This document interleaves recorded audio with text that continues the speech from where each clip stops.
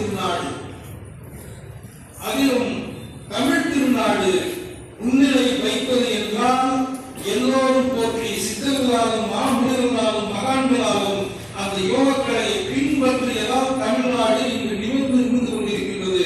உலகளாவிய அளவிலே திருக்குறள் எப்படி உலக மொழியாக பொதுமொழியாக ஏற்றுக்கொண்டதோ அதுபோல இந்த உலகத்தில் இருக்கின்ற மூளை முழுக்குகளில் இருக்கின்ற அத்தனையும் இந்த யோகக்கலையை ஏற்றுக்கொண்ட நாம் இந்த செய்தியை உலகத்துக்கு கொண்டு போனதுனால் இந்த யோக திருநாள். யோகம் என்ன தெரிஞ்சுக்க, சாப்பிடுறது நல்லா, பசிக்கு சாப்பிடுறது, பசிக்கு சாப்பிடப்பயே சத்தான உணவு சாப்பிட்டு உடலுக்கு சக்தியும் ஏற்படுத்திக் கொள்கின்றார். சாப்பிடுவதா அந்த உடல் வலிமை உடையதாக இருக்கும்.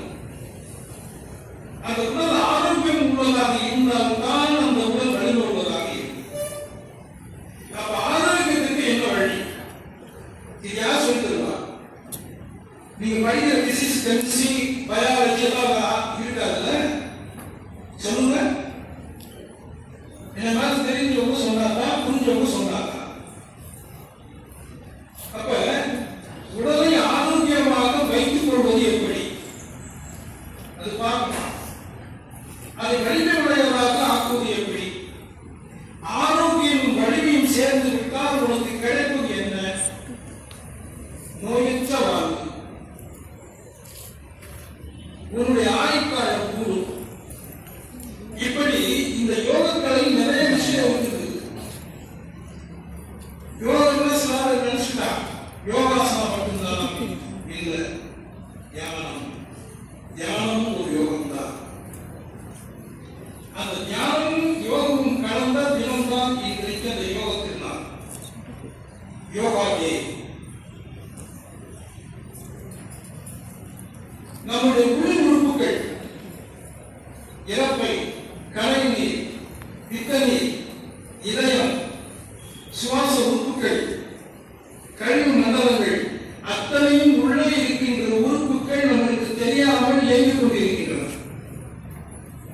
அந்த உறுப்புகளுக்கு பயிற்சி எப்படி கொடுப்பது?